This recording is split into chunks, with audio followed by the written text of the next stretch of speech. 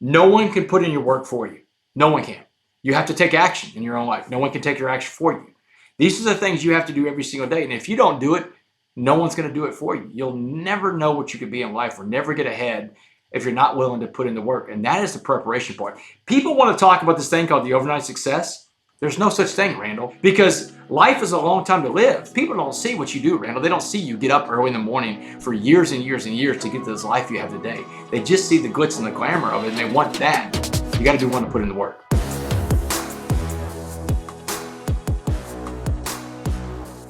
I'm speechless because the story is amazing. I can't imagine mentally going into prison thinking I'm going to get the shit kicked out of me every day to protect my body, to protect what happens in the shower, to protect all these things. I have a good friend who went to prison for doing something stupid. In a lot of cases, people just make one mistake and do something stupid, and there they go. They ruin their life. This guy has a family, his kids, doing a 10-year sentence.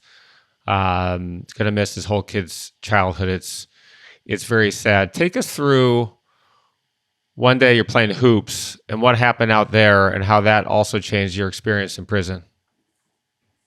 6 weeks into prison, Randall. This is a great question you're asking because this is going to play into a lot of what I think culturally goes on in this country. And I think this is something everybody can take with them, no matter who you are, what race you are, whatever. 6 weeks into prison. First of all, it took me 2 weeks to get through the white gangs. They tapped out after that. And they sent the black gangs after, just like Jackson said it would be, Randall. And everything in that prison is about race. 6 weeks into prison, I get up on a Monday morning. The only thing I haven't used at this point is my athletic ability. And remember from earlier, we talked about how great of an athlete I was blessed to be growing up. And man, sports in prison is a very big deal. I've avoided the rec yard up to this point because the rec yard is one of the most intimidating places on the life in this building. Man, that rec yard, Randall, every sport was segregated by the color of your skin. Mr. Jackson said prison was all about race. The dude was spot on. That rec yard, the most segregated place I've ever seen before or since. Every sport by the color of your skin. Sand volleyball, whites and Hispanics only. No blacks allowed. Handball, all the races could play handball. But if you wanted to play doubles or partner up with somebody to play a game, your partner had to be the same skin color as you. You couldn't mix the races out there. The weight set, same thing, just like you see in prison movies. Everybody in prison wants to push that iron. Everybody wants to lift weights, and all the races can lift weights. But you want someone to spot you, someone to work out with you. Your partner, your spotter, has to be the same skin color as you. You can't mix the races out there. You can't even sit down and eat a meal on the life in this building with someone of a different race. You can't sit at a table with someone of a different race and break bread. That's how serious race is out there. That Monday morning, 6 weeks into prison, I faced my fears. And remember, Jackson says fears aren't real, but danger is real. I faced my fears and some real danger that Monday morning, and I go out to the rec yard. I passed up all those sports that day, and I headed straight to the basketball court. Now, Randall, who do you think runs that basketball court? I'll tell you, it's the blacks, it's the brothers, and they run it. No white boys are allowed in the basketball court. But I grew up in Port Arthur, man. I've been the only white guy on the basketball court many times growing up. I've got to get myself in this game. The problem is, because of the color of my skin, I can't get involved in a basketball game. But man, I've been watching these guys play for a couple weeks. And after every game they play, they're going to do this thing called shoot for teams. That means the first guy that makes a free throw gets to be a team captain. And they just keep going until two guys make a free throw. And so I've thought to myself, you know what? That's how I'm going to get into this game. So I'm watching this game on Monday morning play out. It's a lopsided game. One team is winning way over the other team. I get on the side of the court where I know the game's going to end. And man, as soon as the last basketball goes to the last basket for the last point, the last shot, man, I went and lunged over there and I fell in that basketball and I wrapped it up like a fumble drill in football. I come up and I got this basketball in my hand, and man, the entire basketball court sucked up around me. Just to see if angry black faces, and they are pissed, man. They're like, give us our ball back, white boy. Have you lost your mind? And Randall, my voice is squeaking and cracking. I'm like, man, I'm going to shoot a free throw today. I'm going to shoot my shot. Man, they're like, dude, we're going to kill you today. You're not shooting anything, man. You've lost your mind, white boy. Biggest dude out there, man. There's Blood from Houston named Jay Blood. Jay Blood gets up in my face. Now, Jay Blood's a massive dude, Randall. I think he's going to knock me out, but he's not getting this ball, man. I can't let this ball go. He gets up in my face. He says, you know what, white boy? He said, get up on the line and shoot your shot. He said, man, I hope you can make this basket, white boy. Man, about that time the basketball court parted, the free throw line appeared. Randall, the free throw line looked like the equator. The thing was huge, man. And I'm stepping up to this basket. This is just a basket, man. This is a normal free throw. But in your mind, this is where fear starts coming in. I've got to calm myself down. And one of the things I told myself right there, when I played college football, there was a coach. He said this sentence. The sentence always stuck with me. It was 20 letters, 10 words. It was one of the most powerful sentences I've ever heard in the English language. It was an action statement. And he said this. He said, if it is to be, it is up to me. If it is to be, it is up to me. And man, I repeated that in my head, said a quick prayer, breathed in and breathed out, and I let my free throw go. Nothing but net. I'm a team captain, man. Jay Blood steps up. Jay Blood makes his shot. He's a team captain too. So we step back. We're gonna pick our teams now. I'm gonna pick my 4 guys. He's gonna pick his 4 guys so we can play a little 5-on-5, right? Wrong. It's 9-on-1, man. My own teammates don't want me out there. And this is basketball in the life sentence building of a maximum security penitentiary in Texas. There is no referee out there. There's no such thing as a foul. You can punt, kick, scratch, bite, pull hair, whatever you want to do. There's no guard in the tower that can save you on this. You are on your own. I'm on an island out there. That first day, that Monday, I've got a black eye and a busted lip. But I survived. The next day, Tuesday morning, I look at myself in the mirror in the cell. I look like I've been hit by a truck. But you know what I like looking at? That guy in the mirror. Because that guy in the mirror faced those fears yesterday. And it gave me the courage to go out there the next day. I tell people all the time, I do things I'm afraid of so I can do things I'm afraid of. The next day I out there and I'm playing basketball with those guys. And man, they make sure I'm going to be on the court now at this point. They know I'm coming back every day. They pick me first in every game. And Randall, I'm not first pick caliber in the basketball court. Man, I'm like 8th or 9th pick. I'm really not that good in basketball. But these guys want to make sure I'm going to be out there because they're going to punish me. I learned 2 things about adversity that week on the rec yard. I learned that adversity is never as bad as you think it's going to be, and you are always capable of way more than you think you are. Because as human beings, we can allow overthinking to get in the way of overcoming. And that week on the rec yard, I overcame all those fears. And after 6 days of playing basketball with those guys, it was on Saturday, Jay Blood comes up to me. The guys are circled around me after the game we played. Rec was over. Jay Blood says, you know what, white boy?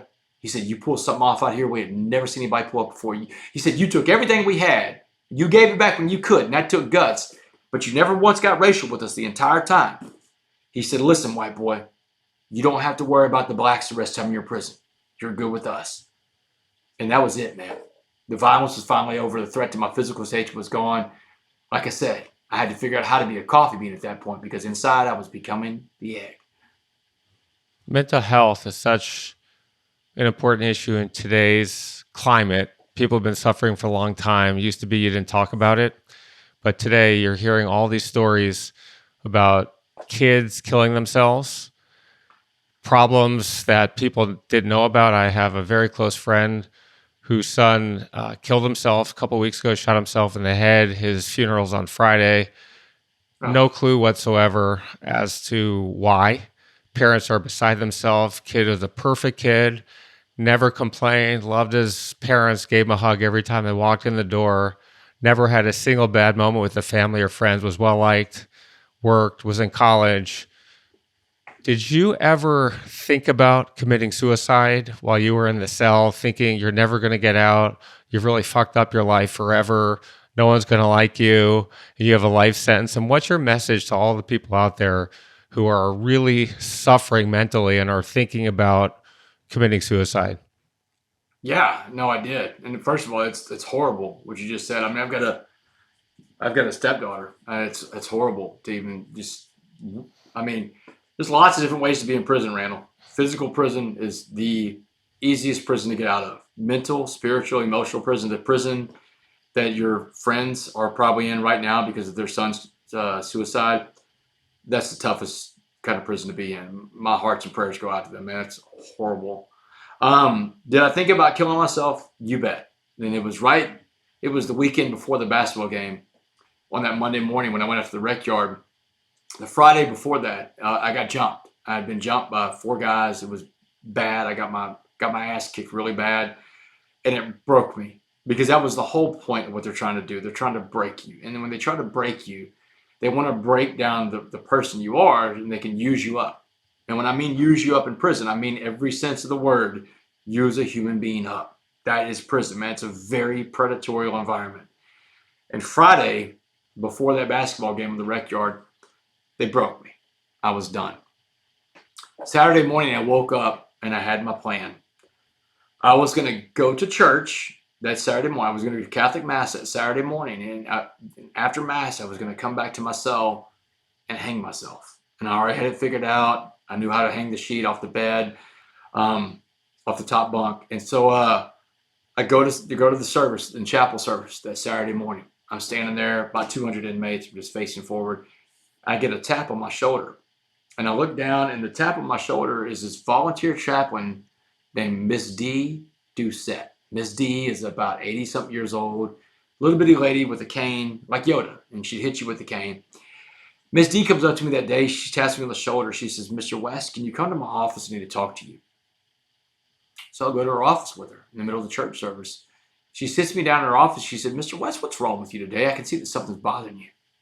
And immediately, Randall, I'm thinking to myself, how the hell does she know something's wrong? I mean, I'm in a prison, man. Something's wrong with everybody inside here, right? We're all dealing with intense personal struggles. This is a prison.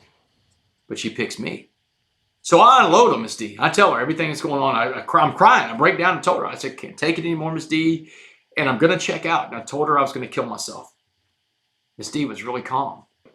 She said, you can't kill yourself, Mr. West." She said, "because you can't give up on God." Man, the minute she mentioned God, I got so mad, Randall. I'm like, God? What do you mean, God? How can God create a place so wicked and evil and sinister as this prison I'm sitting in right now? She's calm, completely calm. She says, "You're not the first person to get angry with God, Mr. West." She said, "The Bible's full of people that got angry with God." She said, "But they all came back to God because they learned the secret to faith." And I'm like, "Miss D, I really need to know what that secret is." She said, "Here it is." She said, "If you're going to pray, don't worry. And if you're going to worry, don't pray." She said, "You can't have it both ways."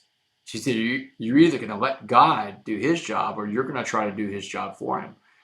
She said, "You're going to let God drive the car or you're going to drive the car." She said, "The last time you drove it, you parked it inside of a maximum security prison. So choose who gets those keys today, but choose wisely."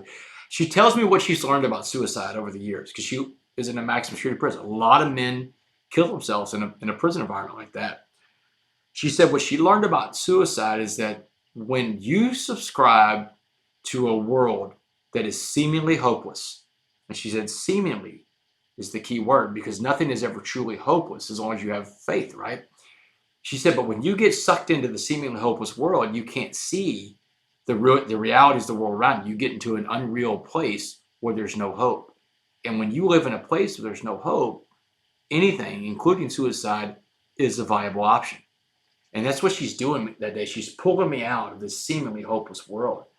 Because, Randall, human beings have to have hope. If we lose hope, we lose it all. You ever seen the movie Shawshank, Randall? Amazing movie. One of my favorite. Great movie. So right now I'm in the process of working on trying to turn The Change Agent, my life story, into a Netflix limited series or whoever buys it.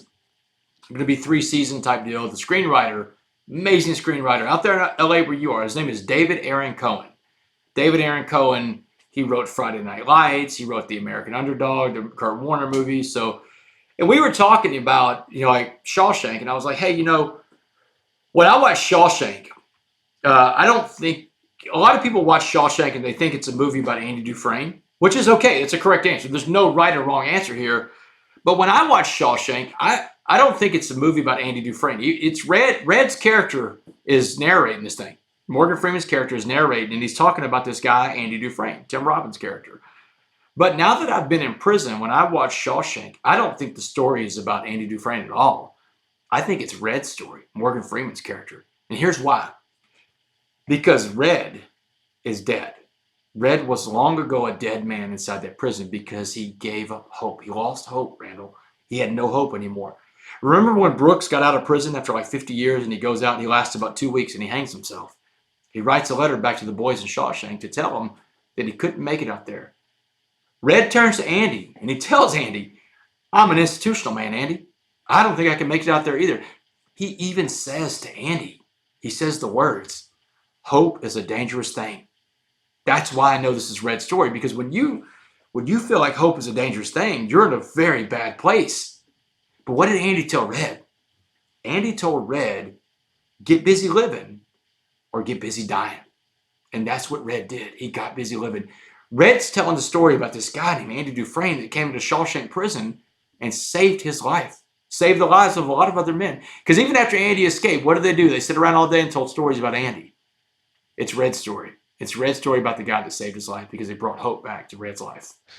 Let's come back to the suicide question that I presented you before. We're talking about people that are older in general. You're in prison, you've lived a life, hardened criminals once they get there. Talk to me. What's your advice to the people out there who have never been to prison, who are suffering in their own mind and are not in extremely difficult physical positions, but are in very difficult mental positions? What's your message to them? If you had 1 minute or less to talk to them, speak to them right now as if they were right in front of you. Yeah. You have to give up this idea of control. This is the biggest thing for me to get where I am today, this idea of control. We don't control many things in life. In fact, there's only 4 things you control, Randall. You control what you think, you control what you say, and you do control what you feel. What I mean is, do you tell people about your feelings? Do you talk about what's going on inside you? And lastly, you control what you do. These are your actions. These are the things that you do that people see. What you think, what you say, what you feel, and what you do. And that's really the only 4 things you have control over. If you will give up the other control of all that's going on around you because you can't change that, you will start to gain back your sanity and your sense of proportion in the world around you. Your sense of proportion is everything. Because we are disproportionate as people when we feel like we control those other things. And when we feel like we control those other things and we can't do anything with it, it beats us down. And we get this feeling of hopelessness. And the other thing I would tell them is, like, once you've stepped back and you start applying your time to things you can actually change, because your time, most precious resource you have, once it's gone for good. All the money in the world won't buy one more second of that stuff called time. Once we are focused on the things we can control, we have to be able to apply perspective to the days around us. Perspective on what a bad day looks like. Because too many times, and I'm saying this from experience, we can get sucked up in our days that aren't going well and think, man, this is terrible, this is bad. When if we really step back and ask ourselves, is this really a bad day? Because, by my definition, a bad day is days like someone dies, a marriage fails, a job is lost, a child is hurt or killed, like you were talking about your friends get. Those are bad days, man. Most of your bad days aren't that. And if we can step back and apply that perspective, you can pull yourself out of that real quickly and say, you know what? Despite what's going on right now, this is not something I can't overcome, because I overcame that. And now I'm applying perspective and a lesson of what I've overcome in life. It's like traffic, Randall. Some days you sit in traffic and it drives you insane, drives you crazy. Been there, done that. Then there's other days you sit in traffic and it doesn't bother you at all. Is it the traffic or is it you? It's always you. It's always you and how you see the situation around you. Work on how you see the situation around you. This episode of In Search of Excellence is brought to you by Sandee.com, SANDEE.com. We're a Yelp for beaches and have created the world's most comprehensive beach resource by cataloging more than 100 categories of information for every beach in the world, more than 100,000 beaches in 212 countries. Sandee.com provides beachgoers around the world with detailed, comprehensive, and easy-to-use information to help them plan their perfect beach getaway at home and abroad, and to make sure you're never disappointed by a beach visit again. Plan the perfect beach trip today by visiting Sandee.com. That's www.sandee.com. The link is in our show notes. Stay sandy, my friends. Are you looking for your next great gift to surprise a friend, colleague, or loved one?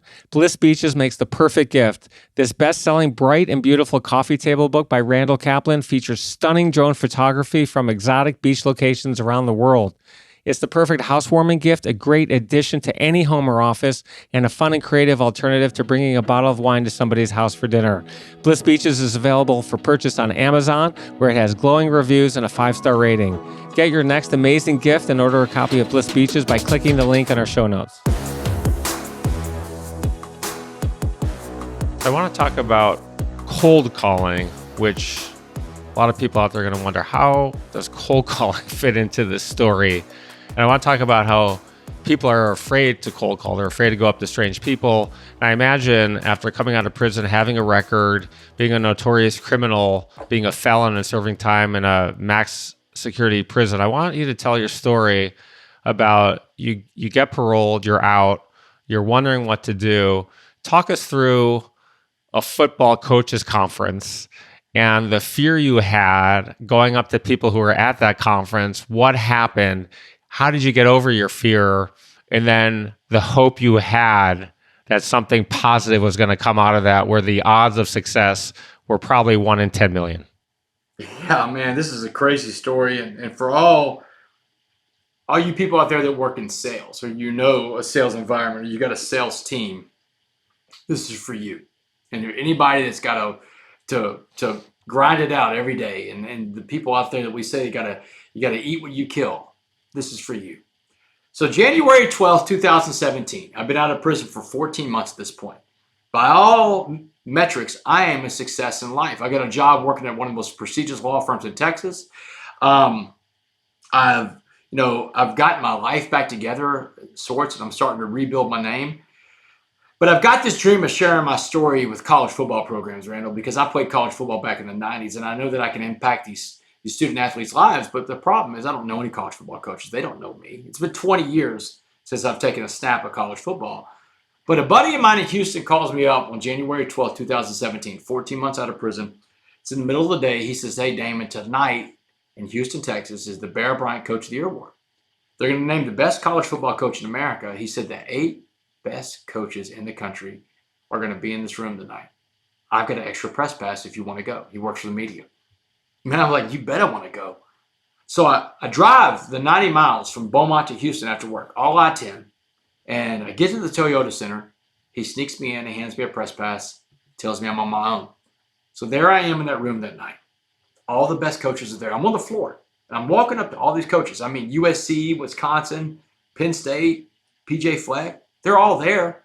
And I go up and shake the hands of every one of these coaches, and I give them this elevator pitch that I've been practicing for an hour and a half on I-10, man, drive over there. And, man, every coach I meet that night slammed the door in my face, Randall. Every one of them, man. It was a no, don't call us. We'll call you. It was a bloodbath, Randall.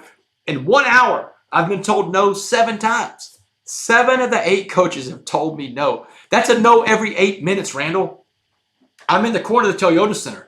And I'm licking my wounds. I'm feeling sorry for myself. I've just pissed through the room in 1 hour. And the voice in my head is telling me, go home. It's over, man. That was a dream way too big. You failed at that. But you know what I quit doing a long time ago, Randall?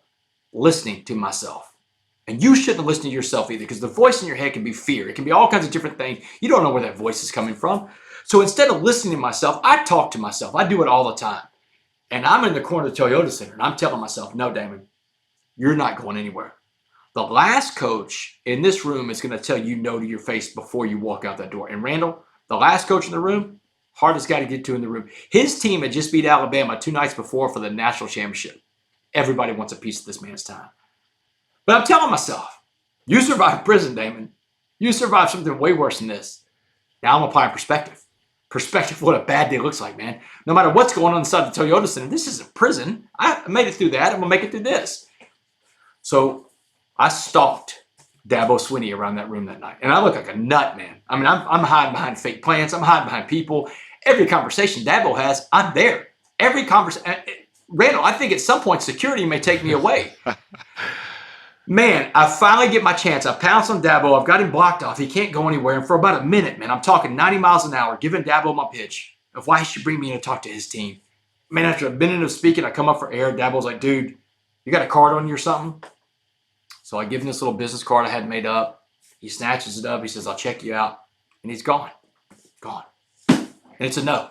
It looks like a no. Feels like a no. But you know what I felt okay about, Randall? That no.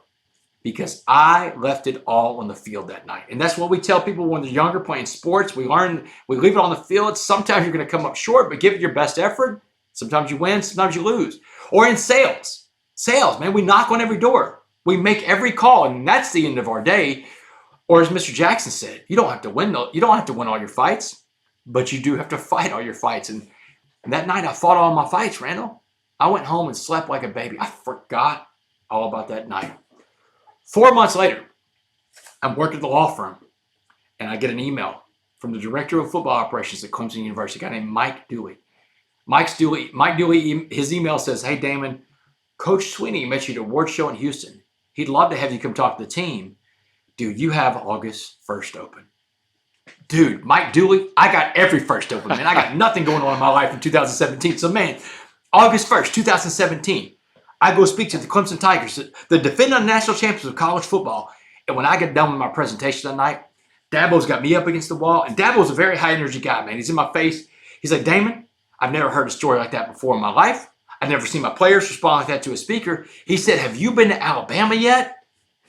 And I'm like, "No, Dabo. I've been to Clemson, man. I hadn't been anywhere, dude."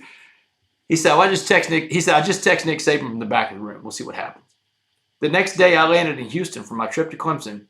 Turn on my phone. I've got a voicemail and a text message from the director of football operations at Alabama. "We'll see you in Tuscaloosa in 3 weeks. You're on." Just like that, Randall, Dabo Swinney is kicking open the biggest doors to college football. He didn't stop there either, man. Kirby Smart started calling me, Lincoln Riley, all these coaches in America, they're all calling my cell phone because Dabo's giving my number out. But the real magic in my life happened 1 year after my presentation to Clemson. It was August of 2018. I was still working at the law firm at that time. I don't work at the law firm anymore, Randall. I'm an entrepreneur now.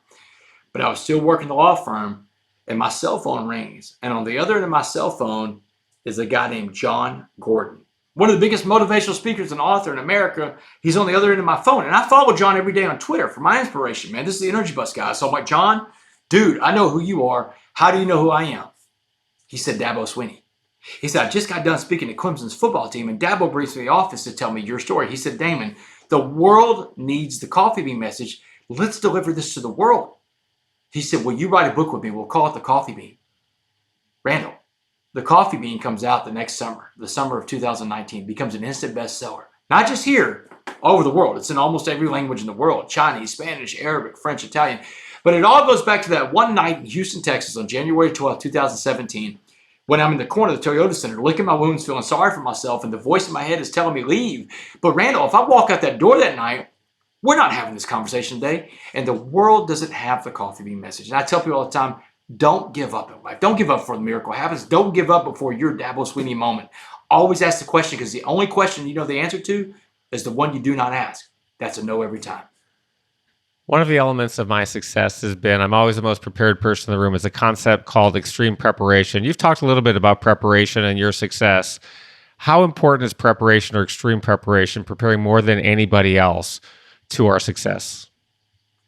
It's extremely important. And if you can learn to do that, if you can make that a way of life, you're going to far exceed people, especially these days. Because one of the things I tell people all the time, that if everybody prepared and worked as hard as I did, the competition to get to the top would be so stiff. I mean, it would be so almost disabling. The competition would be if everybody worked as hard as I think I do to get to the top. Preparation is everything. You have to be willing to put in the work. Here's the deal, too, about that, Randall. No one can put in your work for you. No one can. You have to take action in your own life. No one can take your action for you. These are the things you have to do every single day. And if you don't do it, no one's going to do it for you. You'll never know what you could be in life or never get ahead if you're not willing to put in the work. And that is the preparation part. People want to talk about this thing called the overnight success.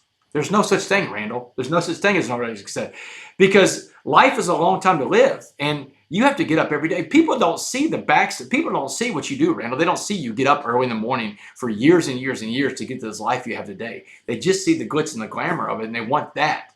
You got to be willing to put in the work. What are the 3 to 5 elements that we need to be successful? You need to have the mindset of a servant leader. You have to be willing to serve other people. And this comes from being vulnerable. You need to be a vulnerable person. Vulnerability is a strength. Vulnerability gets a bad rap in life. So the mindset of a servant leader, being willing to serve and being vulnerable, let's say that's one. Another thing is being able to communicate with people, which means you need to learn how to listen. Listening is one of the biggest things in the world, because listening, everybody wants to feel like they've been heard, Randall. It's the most fundamental part of communication. And once a person feels like they've been heard, now they feel like they're on your team. They feel like they're part of something bigger. Now they'll do things in life they wouldn't normally do because when you're part of a team, you'll sacrifice. You'll work harder. You'll put in more hours. You'll do things to help the team succeed. But that has to come from listening to what other people are saying. And communication is key. And the last thing as well, it's what we just talked about.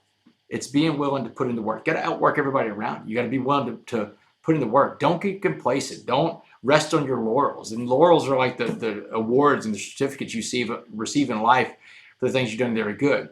What I mean by that is you cannot live in the rearview mirror. There's a reason why your windshield is bigger than your rearview mirror in the vehicle, Randall, because you need a lot more space to look forward than you do look backwards. You have to get out of the rearview mirror. You can't live your life looking in the rearview mirror either.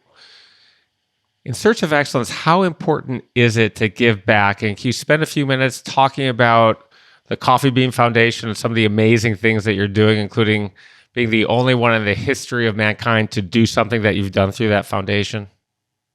Yeah, I think it's extremely important to give back, because to whom much is given, much is expected.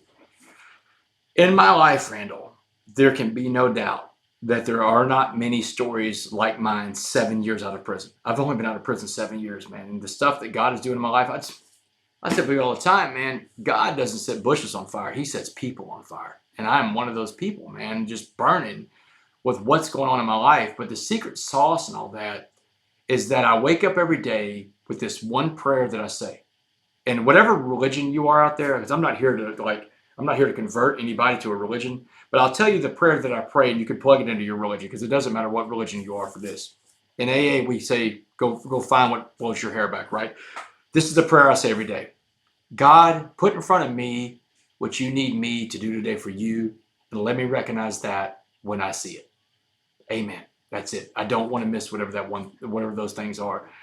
And in my life, whenever I was in prison, I watched all these guys that have children out there in the free world. And it's the same story every time. Man, my son or my daughter is going down the wrong road. I'm in prison. They're going to be in prison one day. Or my son and my daughter wants to play a sport or do something like take dance, whatever. We can't afford that because I'm in prison. And I thought to myself, Randall, if I ever get to a place in life where I can fix that for any kid, I'm going to do that, because children can't pick their parents. And that's the thing about life. You know, in America, if you have an incarcerated parent, you're more likely to be incarcerated yourself. So my foundation that I created, the Be a Coffee Bean Foundation, one of the things we do is we connect children who have an incarcerated parent with any extracurricular activity they want to do. Whether it's a girl that wants to take dance, a boy that wants to take dance, or karate lessons, judo, sports, select baseball, select softball, whatever. Any child in America that has an incarcerated parent, we will provide up to $2,500 a year, a scholarship for whatever activity they want to do. And it could be, we have a little girl that we picked up wanted to play the guitar. So we bought her a guitar, found her guitar lessons, and found ways for her to get to and from her lessons. I just want kids to be connected to something bigger than them, so they don't have to go down that road, and they don't have to be excluded from things in life because of the choices that their parents made. One of the things I did when I got out of prison, Randall, is I went back to school and got a master's in criminal justice. And part of this was amazing because I wanted to be taken more serious, because I knew that academic credentials could help do that. I didn't realize at the time that I would become a professor at the University of Huston downtown, teaching a class called Prisons in America. Randall, this is insane. I'm the only professor on the planet to teach a prisons class that lived in prison. Imagine the perspective that my students get about what the inside of a prison is like, because I never got to leave. You have a lot of prisons classes that are taught by former correctional officers, former wardens, former law enforcement officers. And that's good. I'm not saying those are bad classes, but I can tell you some stuff about prison that not even they get to experience in prison. Before we finish today, I want to go ahead and ask some more open-ended questions. I call this part of my podcast, Fill in the Blank to Excellence. You ready to play? Let's go. Let's roll. The biggest lesson I've learned in life is that the power's inside you, not in the world around you. My number one professional goal is my number one professional goal is to be able to spend as much time as possible inside of prison in rooms of addiction. My number one personal goal is I guess I got those backwards. Let me start off and say my number one professional goal is I don't know, my number one personal goal. Let's keep going. My number one personal goal is to be the best servant leader, husband, and stepfather that I can be. My biggest regret is my biggest regret, One of my biggest regrets is that um, I haven't been able to. There's John Gordon has been my mentor. I think everybody needs a mentor and coach in life. I think it's one of the most important things. John has been mine. And business wise, my biggest regret is I didn't start my email list when I first started out doing this. John Gordon told me on day one back in 2018 when he called me, capture every email you can. And I didn't start doing it until this year, which is we're recording in 2023. I left 5 years of emails on the table. The one thing I've dreamed of doing for a long time but haven't is The one thing I've dreamed of doing for a long time but haven't is going to law school. it's not too late.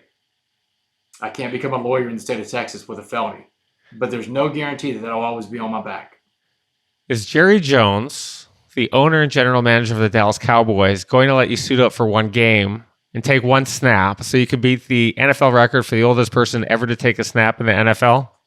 I've asked Dak this. Dak and I became business partners last year for the television series. Dak's production company, D4K Productions, is the one producing it with Lionsgate. And Dak he's let me go out and throw passes with CeeDee Lamb and those guys. And Dak was blown away at my arm. I'm 47 years old.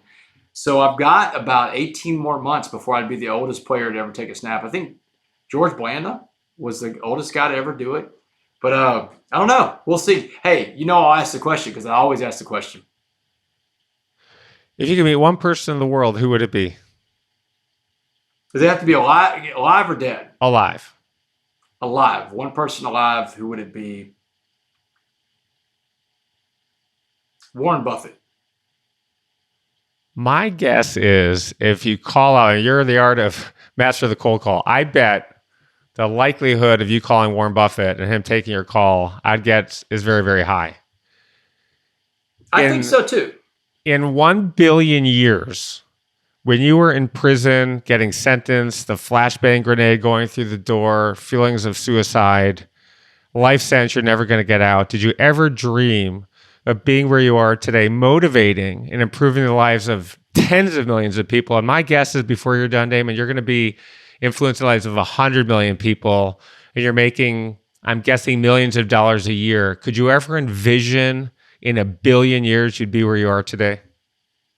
Absolutely not. And I'll tell people this: man plans and God laughs. Because man, when I was in that prison cell, you know what? One thing I never thought was possible for a guy like me to be married.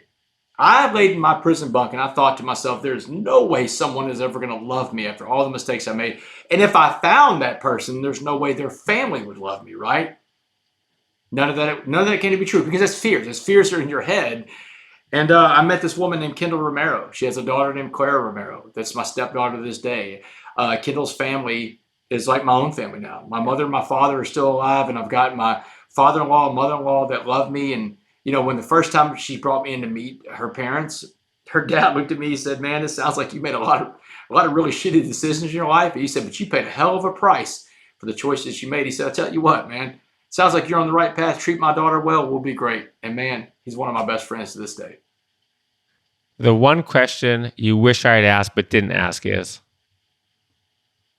what happened to Mr. Jackson? tell us. I found him. It took me 7 years to find this guy. And the reason why it was so hard to find him is that Mr. Jackson's not his real name. That's the name I gave him for the sake of the story. The only name I knew this guy by was Muhammad. And because that's when guys go to prison and they convert to Islam, they give up their government name. Like Muhammad, Cassius Clay. Cassius Clay went to prison in the 1960s. He walks out of prison as Muhammad Ali. So the only name I know this guy by is Muhammad. And I finally found him because an inmate at the Texas Department of Criminal Justice wrote me a letter. And it said, "Find James Lynn Baker and you find Mr. Jackson." So I went on this search with a private investigator to find James Lynn Baker. We found him, and he was the right guy, but he was dead. He died almost 6 years ago of an opiate overdose. He was a drug addict, just like me, Randall. Never got help, though. I went and found his family after that. And I said, "Hey, I found his 3 sisters, Visha, Von Steele, and Vanessa Baker. And I told him, I want to honor your brother. I'm going to start a scholarship at his high school that he went to, whatever high school it was. Ends up being Dallas Lincoln High School. And so I put $10,000 every year into a trust for the James Lynn Baker II Be a Coffee Bean Scholarship, so that one little boy or one little girl that graduates from his high school that grows up in his neighborhood in the inner city of Dallas will get a better chance at life through education, because these two guys had this chance encounter in Dallas County Jail in the summer of 2009. So yeah, man, I finally found Mr. Jackson. You're an incredible guy, Damon. As I said at the beginning of this podcast, your story is truly incredible and beyond inspirational. Without a doubt, has positively already influenced the lives of millions of people. And as I said, I bet before you're all said and done, it probably could be in the billions. I hope every single person listening to this podcast or watching this podcast will go out and buy all of your books. I have one behind me. I'm giving it to all of my 35 summer interns this summer and all of my kids, and I'm sure it's going to change their life. I'm very grateful for you to sharing your story today. Thank you very much. Randall, and thank you for the opportunity, man. And for your technical team that are not on this call right now, they're going to hear this. Thank you for working through all the issues. We wanted to get this done and get it done fast, and we got it done, which is like amazing. Opportunity University. It's what I speak about, Randall. I go around speaking all over the world to companies, groups, teams, organizations, corporations about finding the best version of yourself inside of the diversity. Take care. God bless you, honestly. Yeah, man. Amazing. All right, man. Take it easy, brother. Yeah, man. Take care.